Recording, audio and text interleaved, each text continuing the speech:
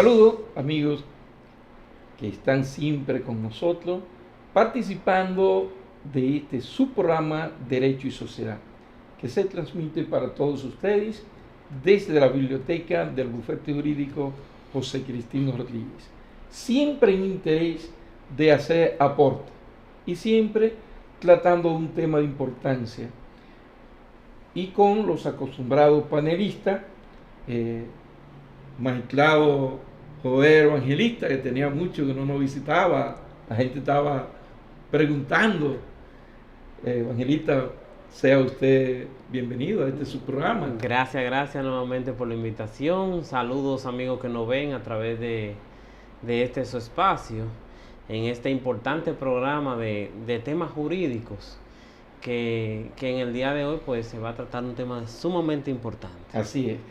El profesor ya no, pero el profesor está constantemente con nosotros, ya el público, los estudiantes, los abogados están acostumbrados a cuadernito y lápiz en mano, a estar recogiendo los apuntes de las enseñanzas del profesor Joel Reyes. Joel, gracias por siempre estar ahí atento y participar. Y presentar la excusa de los distinguidos panelistas también, Eduardo Torres e Ignacio Márquez, que por razones ajenas no están presentes, tienen ocupaciones fuera de acá, del local, y le presentamos sus excusas.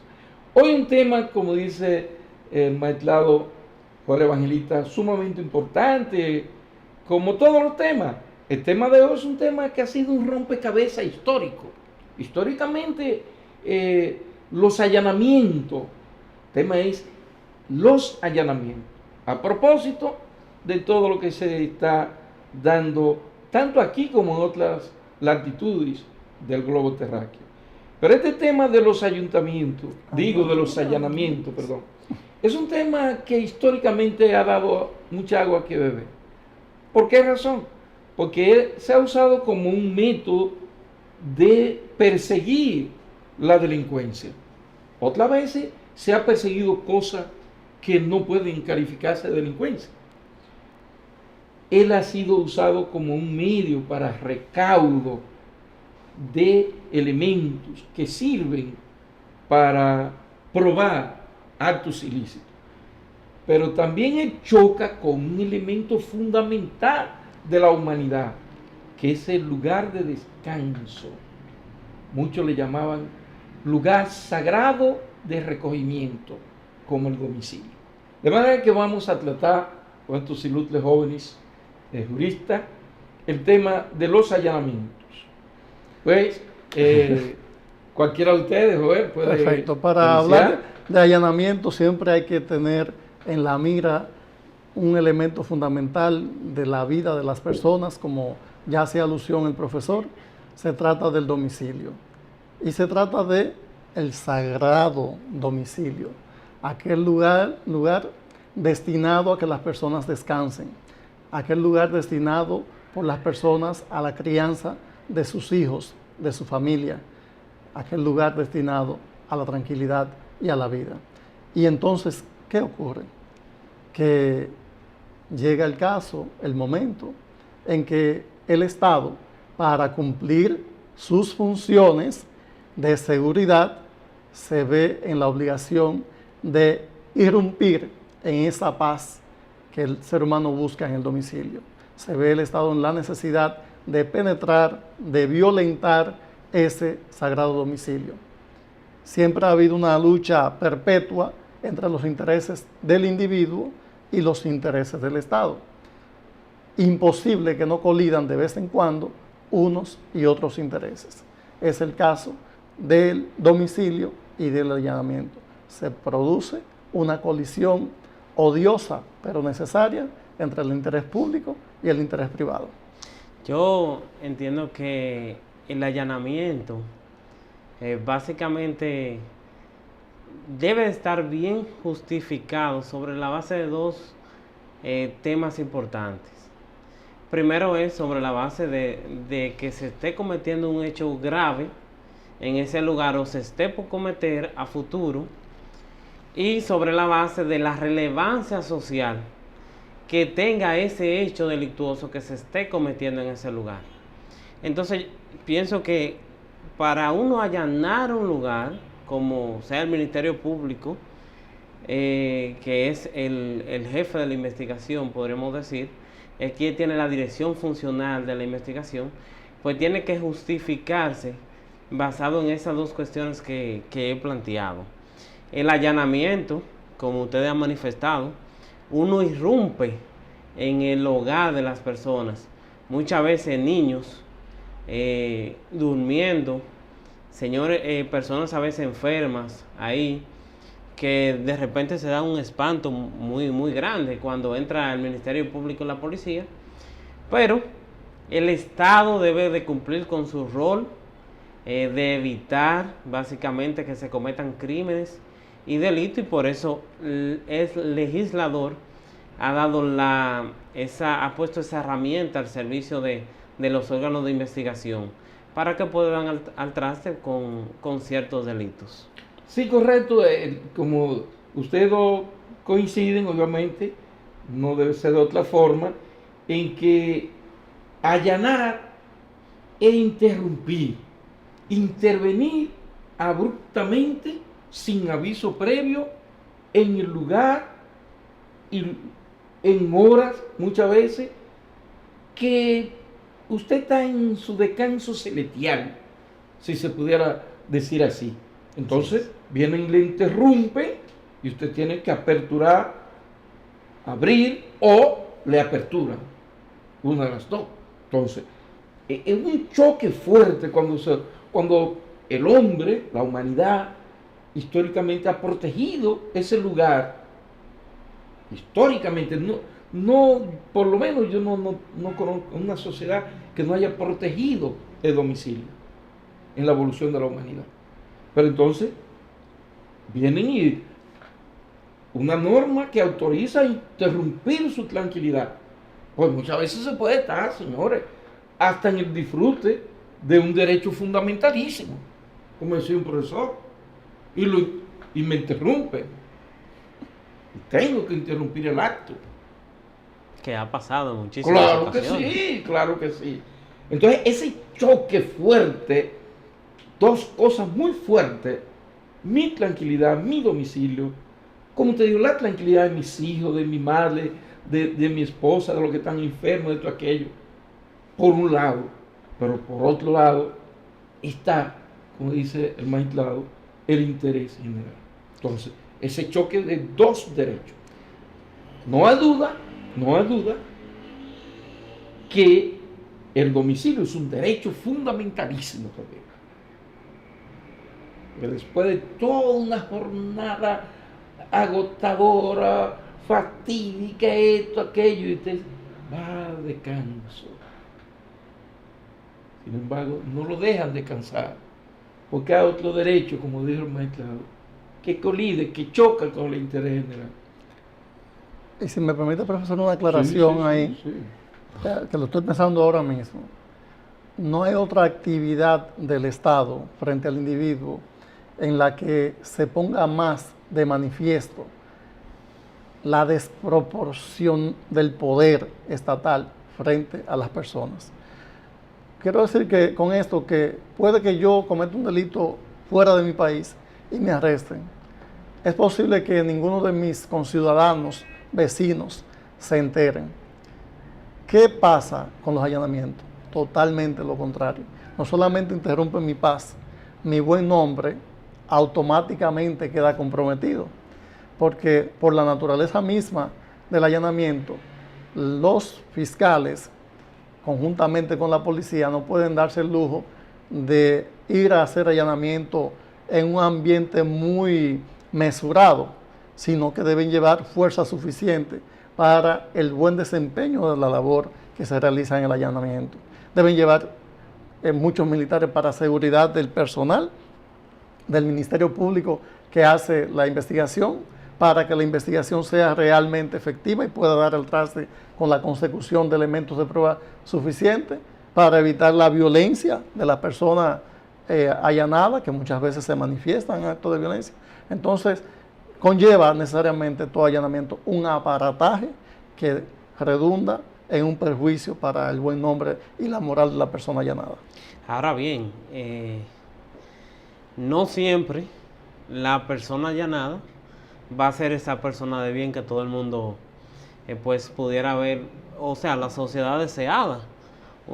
Muchas veces esas personas, como ha pasado, son las 3 y las 4 de la mañana y están cometiendo el delito, precisamente en ese momento. No están durmiendo, probablemente estén solamente los niños durmiendo y la esposa, quizá la mamá, pero él está por un espacio vendiendo, en el caso si el allanamiento es solicitado a fines de buscar sustancia controlada, en este caso droga, pasando su droga, como se ha dado muchísimas veces. Y muchas veces cuando el Ministerio Público realiza allanamiento, es porque la misma ciudadanía ha llevado su denuncia. Ahora bien, uno trata de guardar esa confidencialidad de manera de que la persona que va a ser afectada por el allanamiento no se entere de quién fue la persona que hizo la denuncia. Porque entonces ahí viene otro problema de que si se enteró, va a haber un problema entre ellos, que es una situación bastante delicada y que a veces cuando se rompe esa confidencialidad, la gente teme denunciar esas situaciones que se dan, que alteran el orden público de hecho, y sencillamente se limitan a denunciar esas situaciones. Pero fuera de eso, el allanamiento, la inviolabilidad del domicilio y la intimidad que tiene las personas en ese hogar, eso es prácticamente algo sagrado y que en principio no debe ser, pero hay una excepción, que es lo que manifestaban. Si usted comete un delito, entonces, y lo está cometiendo en ese lugar, pues la autoridad competente va a investigar eso. Y el legislador ha dado esa facilidad. Hay un asunto, una idea, que me gustaría que dejemos bien clara, el objeto que persigue un allanamiento. Pero yo entiendo que, y siempre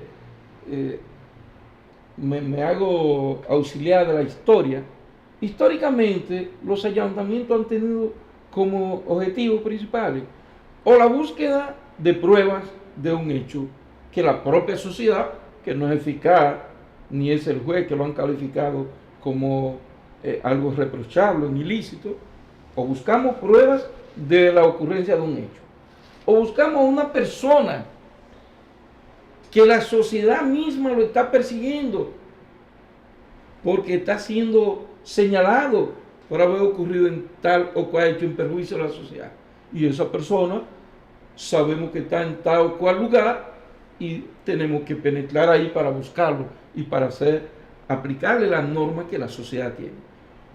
Otras veces lo que buscamos es prever, evitar que ocurra tal cosa, y ya que entonces que hace un allanamiento.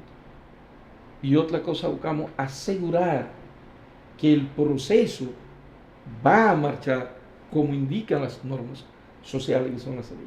Entonces, el objetivo del allanamiento y violación, vulneración al derecho fundamental a la inviolabilidad del domicilio, yo entiendo que persigue eso. A nadie le están allanando por allanarlo, por JLP. No. En principio no.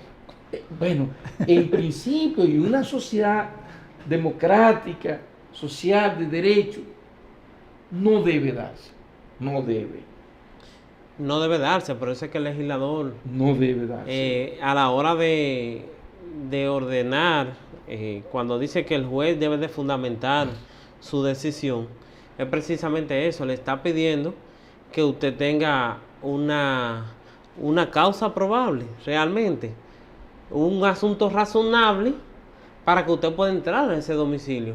Usted no puede venir, o el Ministerio Público no puede solicitar porque alguien no me cae bien, entonces vamos allí a solicitarle un allanamiento para dañarle su buen nombre. No, debe de estar fundamentado en algo en un delito que se esté cometiendo.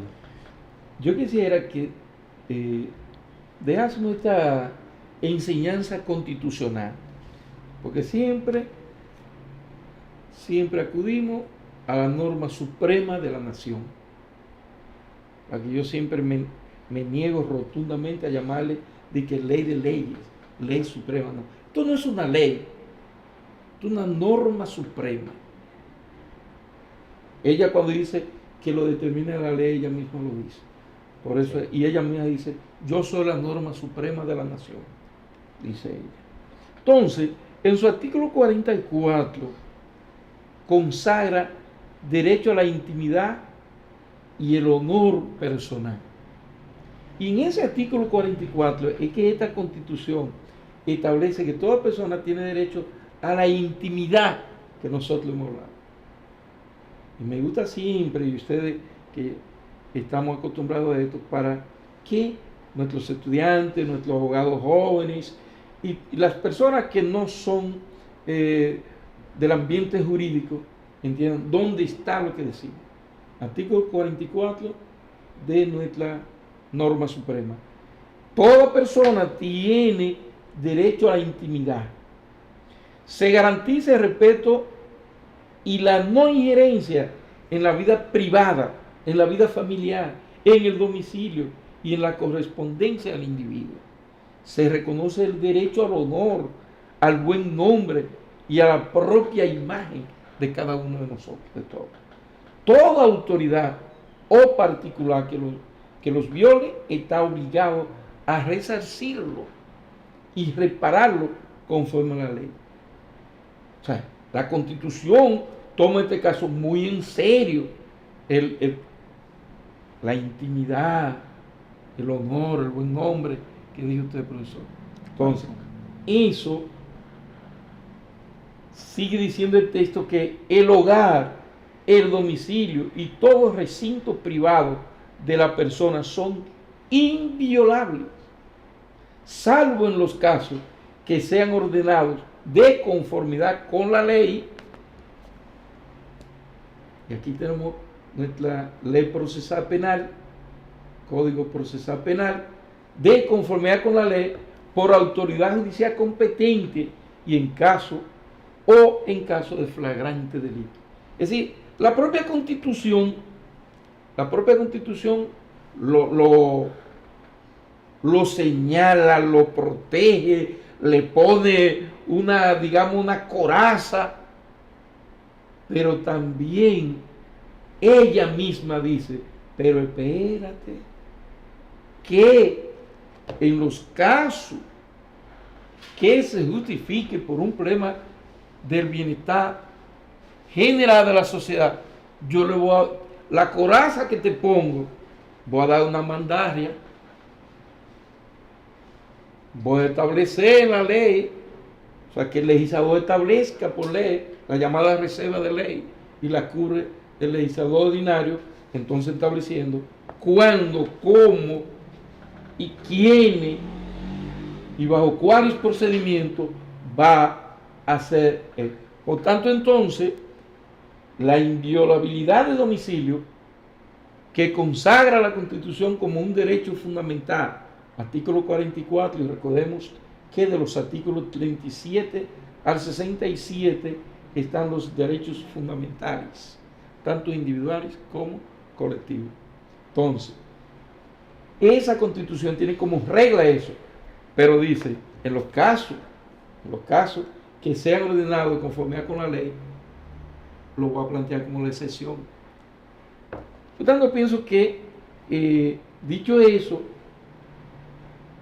la inviolabilidad de esa intimidad del ser humano, y hablando de su domicilio o cualquier lugar, y como hablábamos ahorita, no entrando a conceptualizar sobre el significado de domicilio, que es bastante amplio, pero si se quiere se puede también, pues el legislador establece, el constituyente lo establece como la regla y deja la excepción cuando se puede vulnerar eso. Es que en efecto no hay un derecho fundamental, con excepción de la vida, que sea absoluto. Así es. Todos los ciudadanos tenemos derechos y algunos de esos derechos son de carácter fundamental, pero eso no implica que tengamos una carta abierta para hacer en aras o en virtud de ese derecho fundamental lo que nos venga en gana.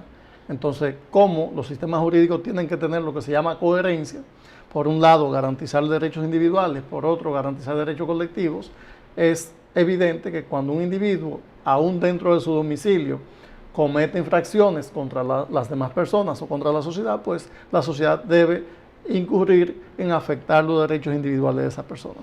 Así es, lo que pasa también que se da, que se puede hacer como una especie de comparación.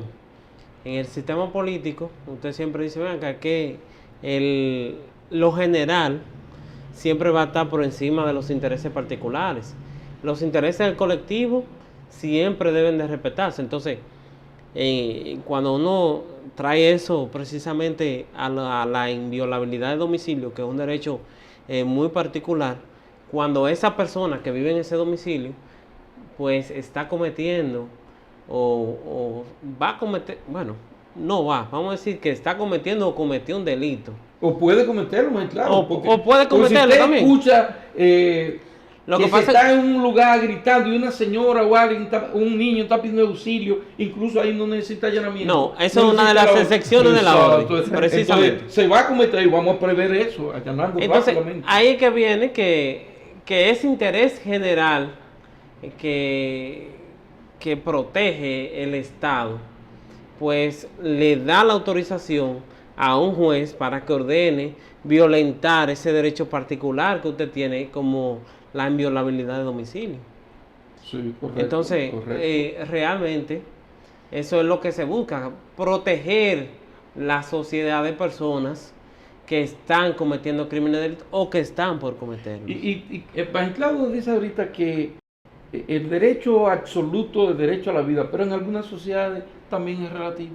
Algunos estados, los Estados Unidos, entre otros estados, el derecho a la vida también es relativo, no es un derecho absoluto porque hay pena de muerte. Así mismo es, aunque estamos claros en que en Dominicana es sagrado y Sí, cuasi sí, absoluto. sí. Y también tengo una excepción, porque cuando la ley me dice a mí que tengo derecho a defenderme de aquel que me está agrediendo en el 328 del Código Penal Dominicano, pues de alguna manera también me está dando permiso para eventualmente quitarle derecho a la vida a otro. Siempre que la vida de uno esté en pues, peligro, claro, pues entonces legítima uno tiene que defensa. defenderse. Entonces, pero es un permiso del legislador para que en esa situación Sí. también se afecte el derecho a la vida de otra persona. Con Es decir, más razón, que no es fundamental, ni siquiera no, derecho fundamental, a la vida. sí, no absoluto. Es absoluto, ni siquiera es derecho a la vida. Ok. Gracias. Así es. Pero ahí entra, a propósito de eso, otro tema, que es el famoso ejemplo del estado de necesidad.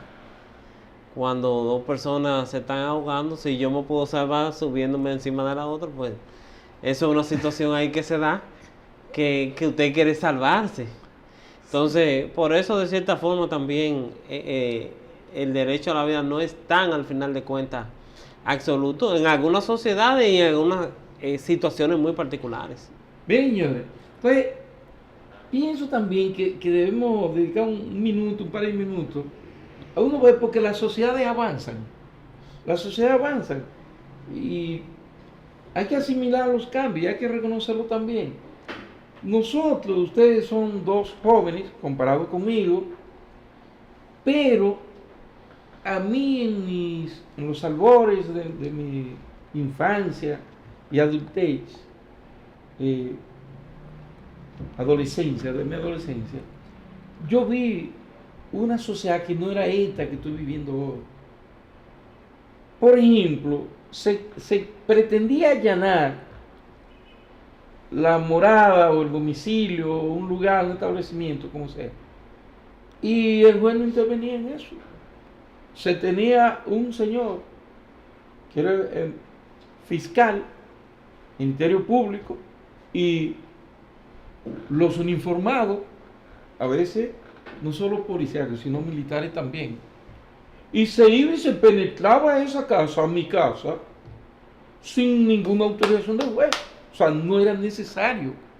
Acuérdense que en esa época todavía regía los destinos de la República Dominicana al Código de Procedimiento Criminal francés. Correcto. Y que en ese código no había consagrado el principio de separación de funciones entre la función jurisdiccional del juez y la función medio judicial, pero no jurisdiccional del Ministerio Público.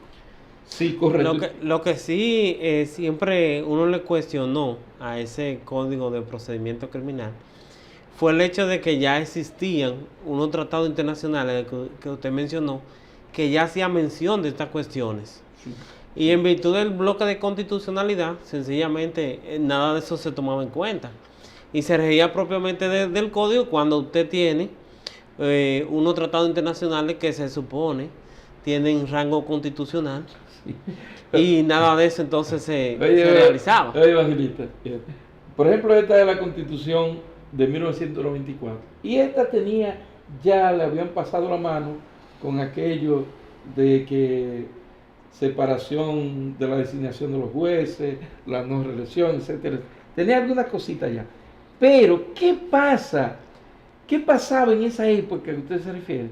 Primero, la Constitución era un conjunto de principios del Estado. Era casi un poema. La separación de los poderes y lo otro era un poema constitucional. No era una norma.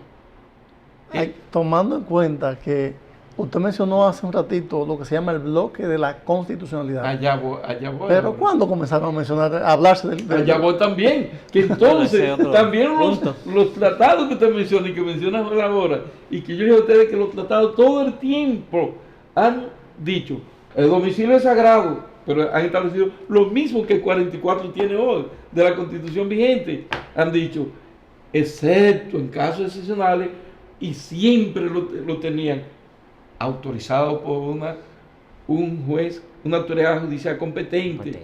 Y muchas veces, por ejemplo, los romanos pedían que un notario público asistiera, era el que le podía levantar el acta, para dar fe de cómo se estaban haciendo las cosas.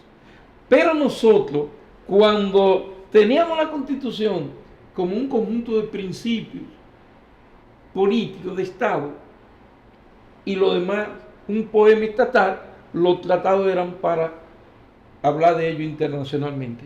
Y si no, pregunte los abogados si sabían qué era bloque de constitucionalidad.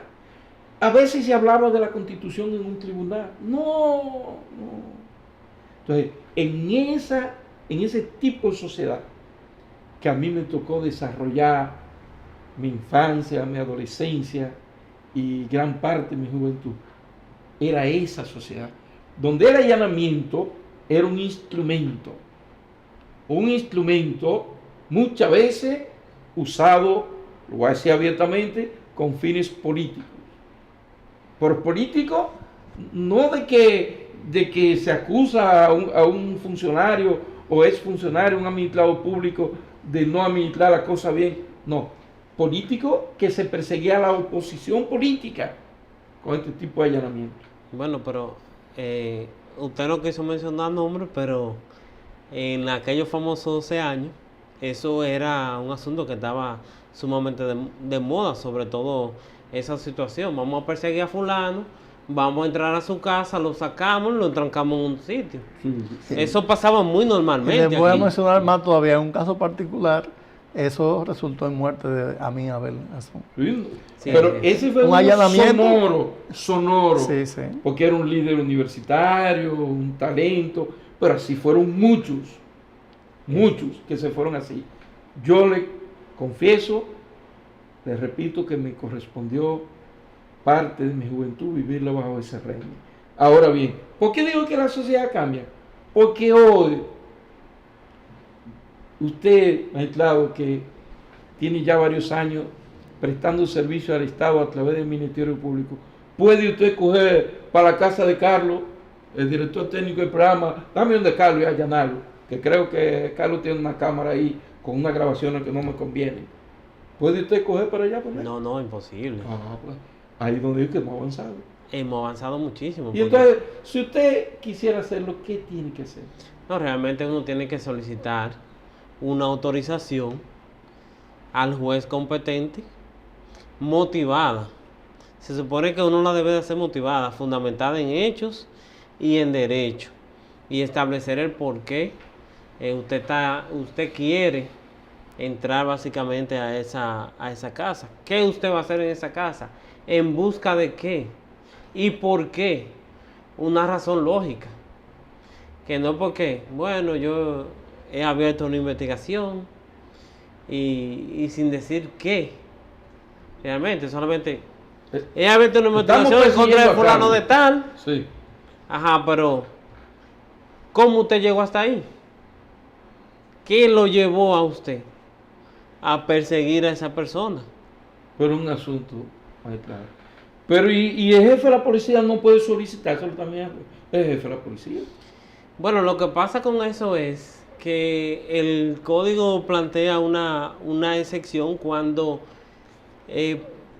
para evitar posiblemente que el delito llegue o se esté cometiendo en ese momento y no aparezca el Ministerio Público, el código establece, bueno, los miembros de la policía pueden solicitarle al juez. Lo que pasa es que eso en la práctica nunca se da. Nunca se da. Si el código lo establece, cuando lo deja como en el hecho de que se está cometiendo el delito, se va a cometer en ese momento y se necesita rapidez, la policía puede solicitárselo al juez. Pero tampoco el juez lo piensa mucho para dárselo a la policía, o lo pensaría mucho para dárselo. Porque en los casos de urgencia, también cuando muchas veces hay jueces que son de criterio, que no dan una orden de allanamiento por teléfono, pero a veces usted como Ministerio Público la necesita a las 2 de la mañana o a las 3 de la mañana y simplemente formalizar eso. Una atención permanente. No, formalizar eso en la práctica es un poquito difícil. Materializarlo es difícil. Sí, aunque hay jueces que sí se la autorizan, pero eso va también mucho agarrado de la mano de las personas que lo estén solicitando y de la credibilidad que tenga ese Ministerio Público ante la sociedad, ante los jueces, porque como hay ministerios públicos que son muy buenos, que son personas que son personas creíbles, así mismo hay ministerios públicos que tampoco no son creíbles. Y por eso algunos jueces también lo piensan bien a la hora de, vean, que yo le voy a dar una orden por teléfono a un ministerio público. Pero cuando uno la necesita con urgencia, para evitar precisamente que una persona se escape, aunque dirían mucho, bueno, pero usted tiene la policía, rodéele en la casa y llame al juez, o formalice eso, pero en todo eso pasa una serie de cosas que se van perdiendo algunas pruebas. Joel, dos cosas. Primero, yo pienso que sería entonces antes de la intervención legislativa que modificó el código el 6 de febrero de 2015 a través de la ley 1015. Porque hoy día, a la luz del código de hoy, no creo que la policía tenga facultad para solicitarle a un juez una ordenanza, una resolución motivada para hacer un allanamiento. Lo que sí pueden hacerlo es, sin solicitárselo al juez, si es infragante o es para prevenir un hecho que va a ocurrir ahí. Lo otro que usted dice, lo hacían los españoles, eran maestros en eso. Pero era cuando se tenía un asunto cerrado. Los allanamientos solo pueden ser de 6 a 6, 6 de la mañana a 6 de la tarde. Pero en la noche, rodee la casa, ponga seguridad. Y a las 6 de la mañana puede hacerlo. O sea, se puede poner la seguridad, pero hoy día no hay necesidad. ¿Por qué no hay necesidad? Porque si es infragante o esto aquí, usted puede hacerlo sin la autorización del juez, sin solicitarlo. Maestro, ¿qué usted nos enseña en eso? Bueno, que en virtud de un pedido de auxilio, cualquier autoridad, yo diría que cualquier ciudadano inclusive, puede penetrar en una vivienda, en un recinto privado, a los fines de prestar auxilio a esa persona que lo está requiriendo.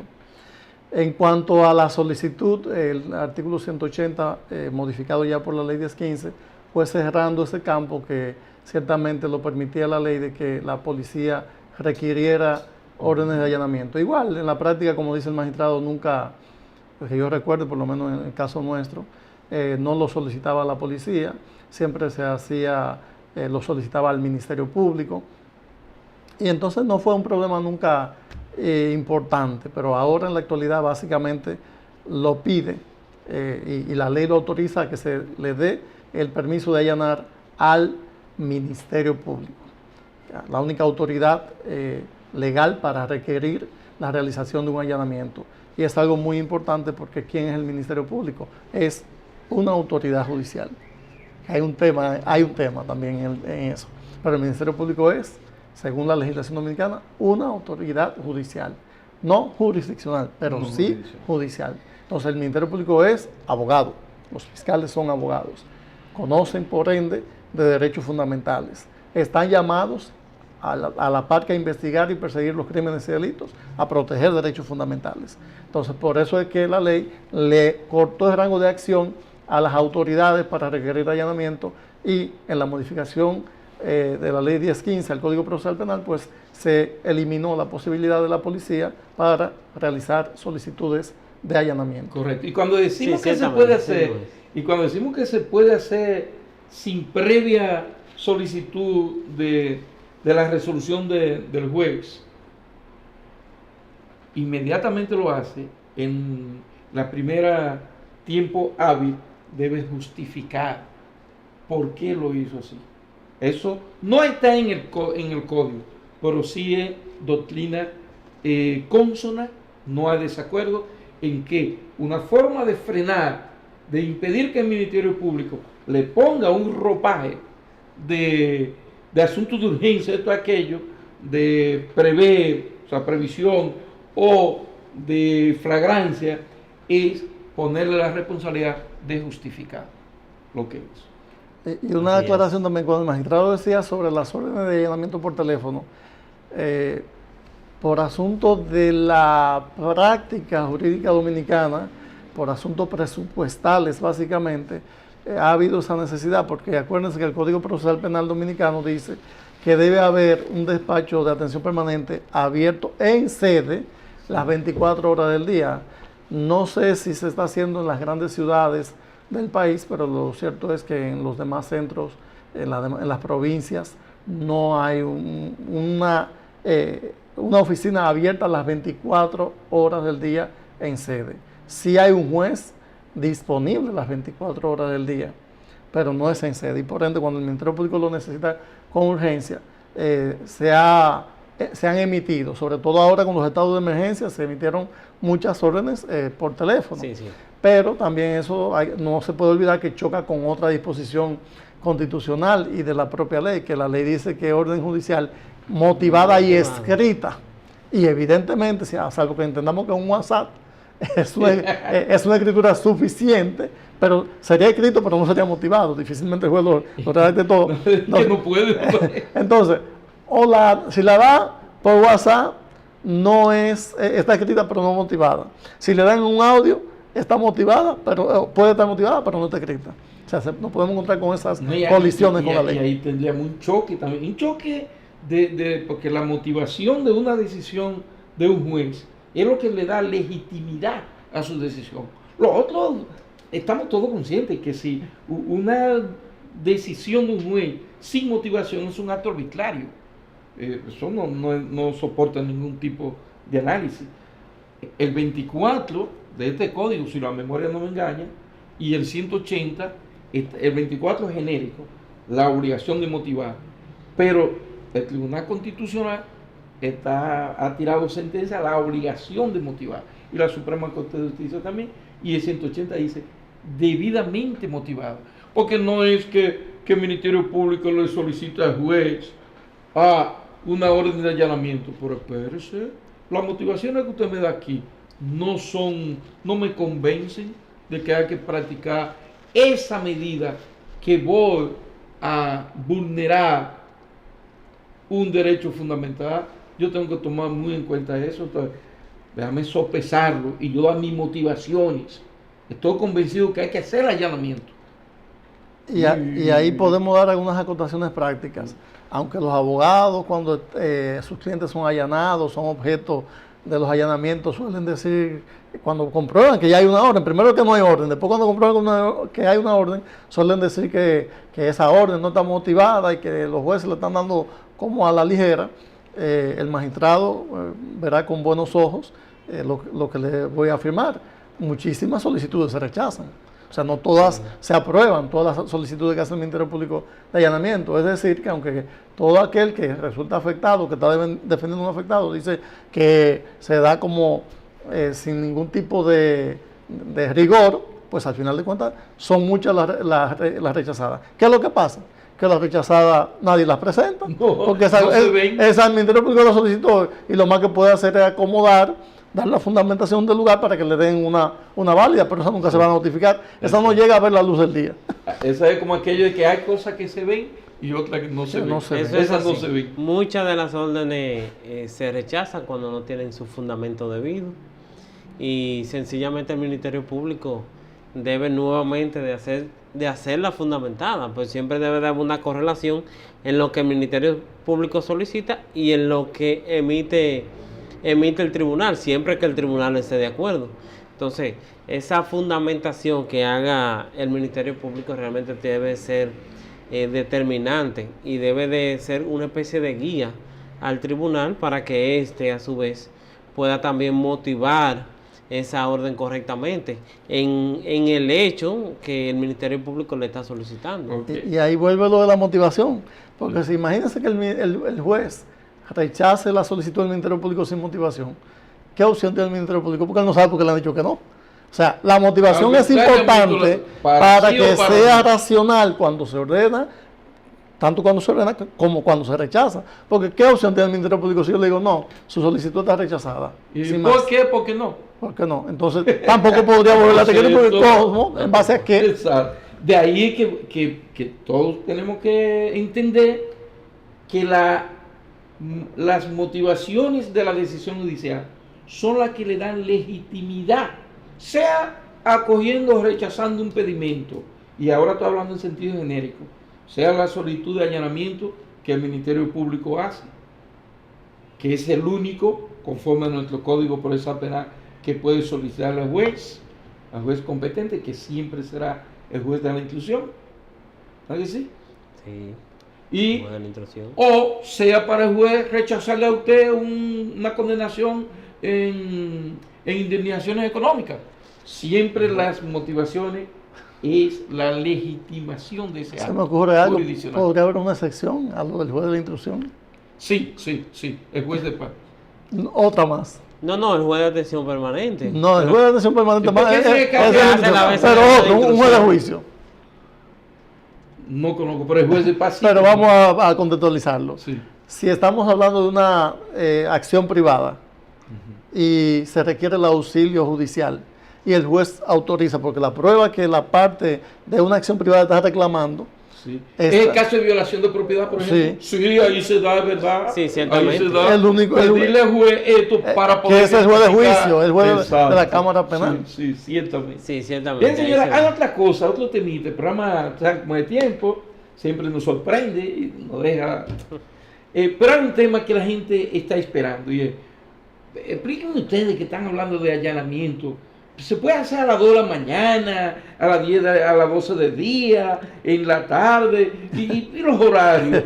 Porque antes, como decíamos, los españoles controlaron eso. Los romanos medianamente, los españoles más profundamente. El asunto de la hora. Pero y hoy, porque la mayoría de los allanamientos es de noche que se hace. No, la regla general realmente es, el código prevé de 6 a 6. De 6 de la mañana, pero... De día. De día. Pero con la motivación del juez se puede hacer de noche. Y el código lo prevé. Se puede realizar de noche a cualquier hora de la noche. Por eso es que los fiscales muchas veces solicitan que sea realizado de día o de noche. O sea, usted le piden las 24 horas. De día o de noche. Bien. Los fiscales siempre su orden. Y cuando...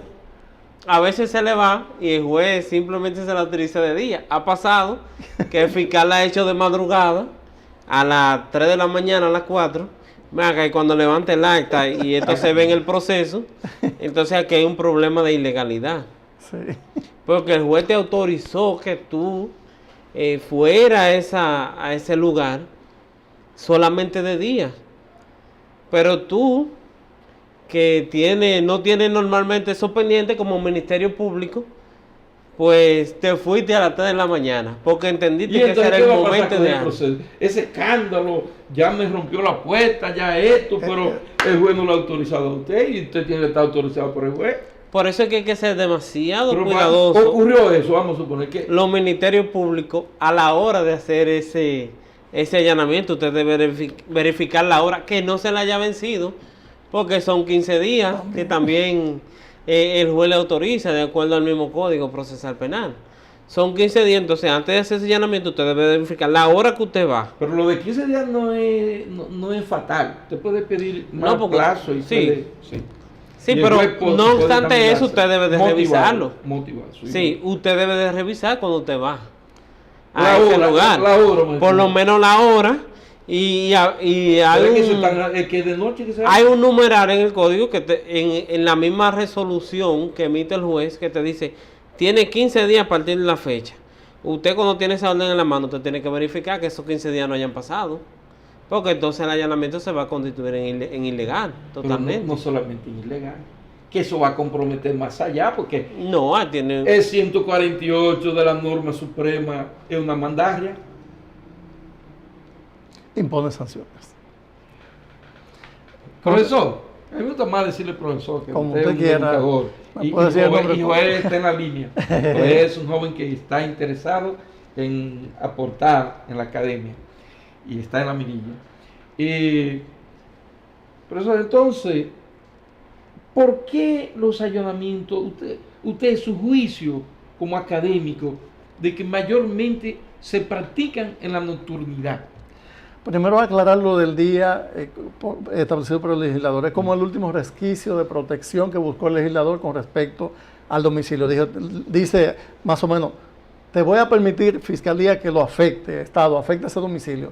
Pero entonces, como lo que buscábamos con el domicilio era proteger aquella paz de la que hablamos ahorita, pues hazlo de día. Molesta, pero molesta menos, porque en la noche las personas están durmiendo, sí, y los hijos y toda la tranquilidad que la nocturnidad nos da. Entonces, por eso puso como regla también que deben hacerse de día. Pero ocurre que el crimen no duerme, y que no necesariamente las acciones criminales se desarrollan en el día. Entonces la ley dice que en casos excepcionales, cuando sea necesario, entonces que el juez lo autorice de noche. Tráfico de droga, están en el día pasándose, no, se lo hacen de noche. Entonces lo debe motivar con un plus de motivación, no simplemente que me la pidió el Ministerio Público, que muchas veces es un formulario de día o de noche. No, es que el juez debe detenerse en este caso, porque es importante que sea de noche, que sea de día y de noche. En este caso, ¿qué le indica al Ministerio Público para pedírmelo y a mí para autorizarlo? Que sea de noche, siendo que la ley quiere proteger la sacralidad del domicilio más en la nocturnidad. Entonces, sí, se puede dar, pero con ese cuidado. Pero es importante el enfoque que usted hizo. Usted apuntó algo sumamente importante que no quiero dejar pasar el tiempo para ahí. Y es que usted dijo, la delincuencia, los actos delincuenciales, los delincuentes no duermen. Y la nocturnidad es casi siempre un buen aliado de ellos. Entonces, la sociedad dice, espérate, lo que perseguimos, la delincuencia, tampoco podemos dormir. Porque si los delincuentes están bien armados, bien protegidos, pues vamos a proteger también bien a los que lo persiguen, para que el Estado esté. Entonces, el legislador tuvo razón de decir, jueces, la regla es, como usted dijo, que el domicilio vamos a permitir que se violente por el interés general que decía el magistrado evangelista ahorita, que está por encima del interés individual. Pero en el día, por lo menos déjenlo que duerma. Ahora bien, esa es la regla. Si tu juez o jueza entiende que ese tipo, lo que se persigue con lo que te están pidiendo, la nocturnidad es la mejor oportunidad para lograr eso, que es frenar un acto indeseado por la propia sociedad. Te va a dar la facultad para que tú motives por qué lo decide que sea. Entonces, hoy día, el juez tiene la facultad, así como la tiene de dar o no dar la orden de allanamiento, la tiene de dar a cualquier hora de las 24 horas del día. Y la gran pregunta sería, ¿cómo sabe el juez, qué fundamento tiene el juez entonces para darla de manera excepcional de noche? Más o menos el caso te lo da. Si el fiscal solicita que se dé una orden de allanamiento para buscar la pistola con que Juan mató a José tal día, que está en tal lugar, pues eso evidentemente que de día se puede hacer perfectamente. Ahora, es que Juan se oculta de noche en ese lugar. Exactamente. Pues se sale de madrugada y entra en la noche, en altas horas de la noche, para ocultarse de la persecución que le está dando el Ministerio Público. Pues entonces, en este caso, de día o de noche, porque un día puede que Juan se equivoque y llegue de día, u otro día, y casi siempre está de noche en el lugar. Entonces, ese de noche. Pero quien tiene que llevarle esos datos al juez es el que solicita la orden, en este caso el Ministerio Público. Porque el juez no va a tener otro mecanismo de saberla si el Ministerio Público en su solicitud no se lo plantea. ¿Y le convence? Y lo convence. Sí. Bueno, señores, queda poco tiempo, pero nos quedan un par de ideas que hay que desarrollar. Llegamos, el juez se convenció, lo autorizó, de día o de noche, como sea. El único que puede hacer el allanamiento es el Ministerio Público, bajo la orden del juez. Llegó, a la hora que fuera. Pero llegó allí. Y fue a mi casa y yo, bueno, yo no voy a abrir la puerta. Usted se equivocó, yo no voy a abrir puerta.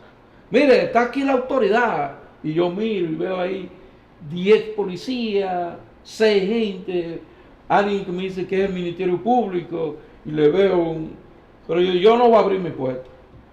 Y entonces, la gente ya, lo primero que pide cuando ve el Ministerio Público, ¿y dónde está la orden? Porque la gente se ha ido informando realmente. ¿Dónde está la orden? Es lo primero que una persona le está pidiendo a los fiscales aquí tanto en el país prácticamente. Usted tiene una orden, hay una orden de un juez. Inmediatamente hay que mostrarle. Usted me lo enseña. Evidentemente hay gente que se resiste, no quiere abrir y la puerta hay que abrirla de la manera que sea. Utilizar lo que se llama fuerza pública. No es vano el nombre, fuerza pública. Y con la fuerza, si hay que romper, se rompe, si hay que la fuerza pública, ahí se le notifica la orden, muchas personas pero me la pasó y yo veo que no dice que es en la Duarte 20 y yo vivo en la Duarte 21. No, el fiscal debe de verificar esa situación bueno, al instante para evitar usted entrar. Yo le digo, se me van de aquí, porque yo no vivo en la Duarte 20. Vaya a evitar precisamente uno entrar a un lugar equivocado. Bueno. Esas son situaciones que el fiscal debe de verificarla. ¿Por qué? Previamente. ¿Pero cómo la va a verificar? Porque es que la orden de allanamiento, la que da el juez a solicitud del Ministerio Público, ya tiene unos requisitos previamente señalado por la ley. Y ese que usted dice, el lugar preciso donde el juez ha autorizado a hacer la orden de allanamiento, pues está en dicha orden. Así mismo, pero no tan solo eso. Uno cuando llega a esa residencia como Ministerio Público, normalmente, uno debe de verificar que esté descrita tal como se solicitó. O sea, tenga la verja negra, si tiene verja, esté pintada del color del debido color y que tenga esa característica que se ordenó para evitar esa situación. Está correcto, si llegamos y todo está correcto. Entonces, ¿qué se hace ahí? No hay que levantar una acta, escribir primero, luego que uno le notifica, uno procede, vamos a acompañarme a realizar ese registro. Usted me va a acompañar a verificar todas las casas. Allanamiento y registro. No, lo que pasa es que era lo que le manifestaba en principio. El allanamiento como tal, el código lo que te dice es un registro de morada. Y la doctrina ha dicho dos cosas. Es que implícitamente el juez te está ordenando dos cosas. Que tú penetres en la casa y que la registres. Porque allanar y no registrar, ¿qué importancia tiene? Una No, pérdida de tiempo. lo que pasa Salvo que se va a buscar a alguien. Lo que Sí. pasa es que salvo que usted vaya a buscar a una persona que no tenga otra forma de arrestarla en la calle, usted entonces vea que esta persona no sale, como pasa muchísimas veces. La persona no sale de su casa porque sabe que tiene una orden de arresto o cometió un delito. ¿Qué es lo que se hace? Bueno, vamos a solicitar el allanamiento para ejecutar esta orden de arresto. Y es muy interesante ese punto porque es que hay jueces que opinan que si contra mí hay una orden de arresto y yo estoy en mi casa, no se me puede ir a buscar.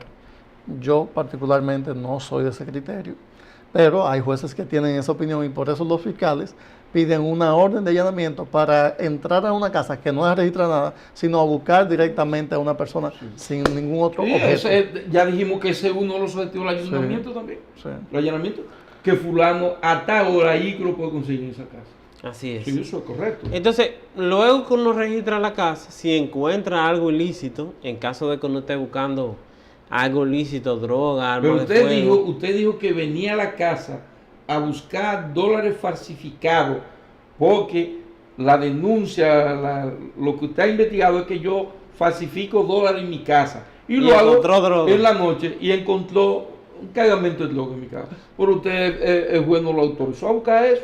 Fue una máquina y dólares falsificados. Sí, ahí se da una situación Se muy aplica- particular, aunque como Ministerio Público, normalmente los ministerios públicos, aunque vayan a buscar esos dólares, siempre le ponen droga y armas de fuego. Porque puede darse esa situación particular, pero ya que vamos a suponer que que el Ministerio Público no lo solicitó para eso y se encuentra. Ahí se da lo que mucha gente la conoce, teoría del hallazgo inevitable. el hallazgo inevitable. Exactamente.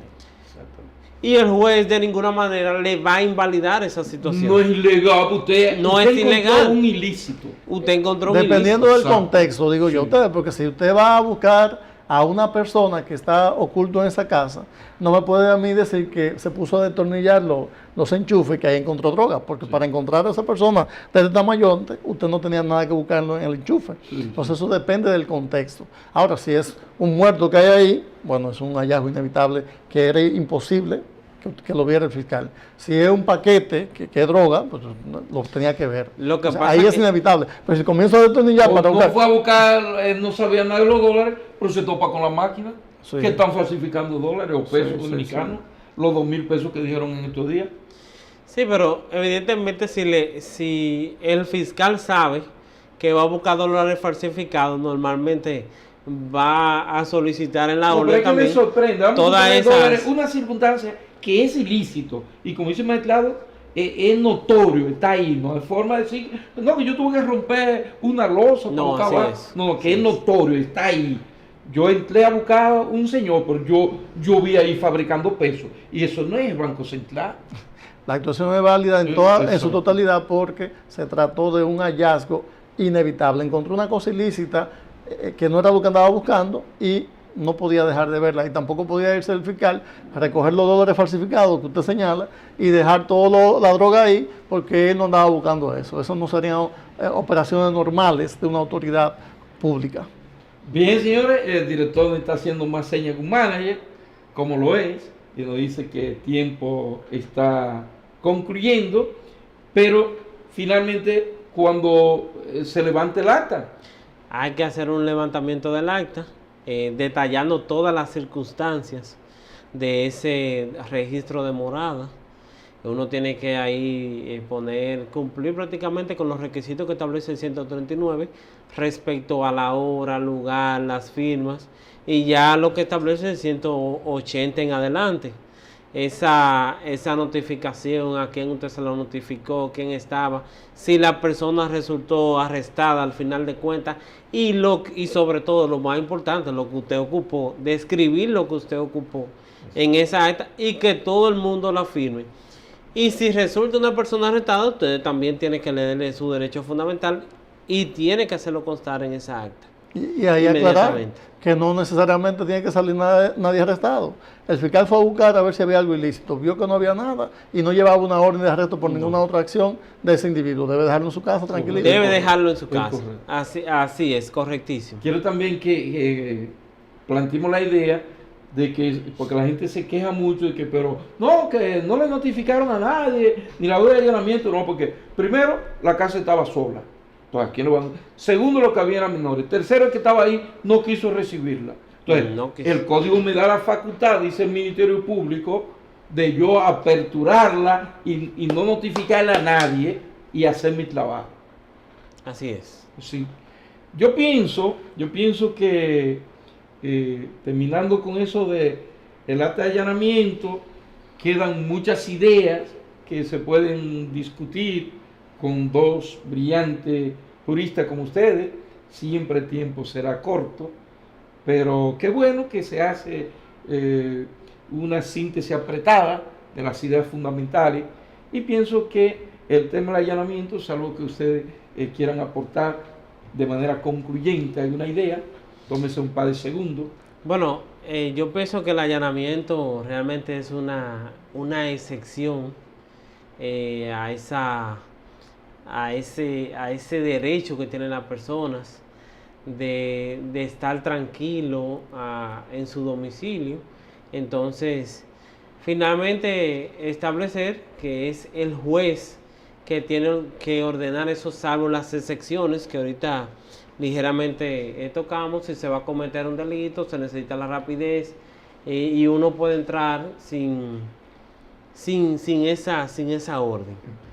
Magistrado, usted... No, tanto la Constitución como el Código Procesal Penal nos protegen en el domicilio, nos establece una excepción, y siempre que se cumplan con los requisitos de la ley, solicitud del Ministerio Público, autorización judicial, pues el allanamiento es una herramienta indispensable para el desarrollo de las investigaciones criminales, sobre todo cuando se trata de casos de cierta complejidad o dificultad.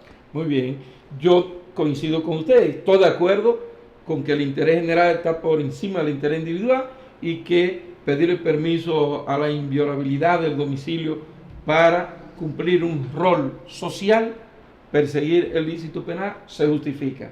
Estoy de acuerdo que se haga a cualquier hora cuando el juez esté convencido y motive suficiente de por qué lo ordena a tal o cual hora. Estoy de acuerdo que se haga tanto para perseguir a personas, para perseguir pruebas de los ilícitos, para prevenir ilícitos que se van a cometer. Y estoy de acuerdo también en que sea el Ministerio Público el único competente para solicitar al juez, que es el garante, el centinela de la legalidad de eso, del allanamiento. Espero que ustedes hayan tomado sus apuntes, que hayan aprendido algo, y que lo que quieren seguir profundizando, la Constitución, el Código Procesal Penal y a libros de doctrina y a jurisprudencia, en este tema más o menos suficiente. Dios se lo bendiga y nos vemos en una próxima entrega.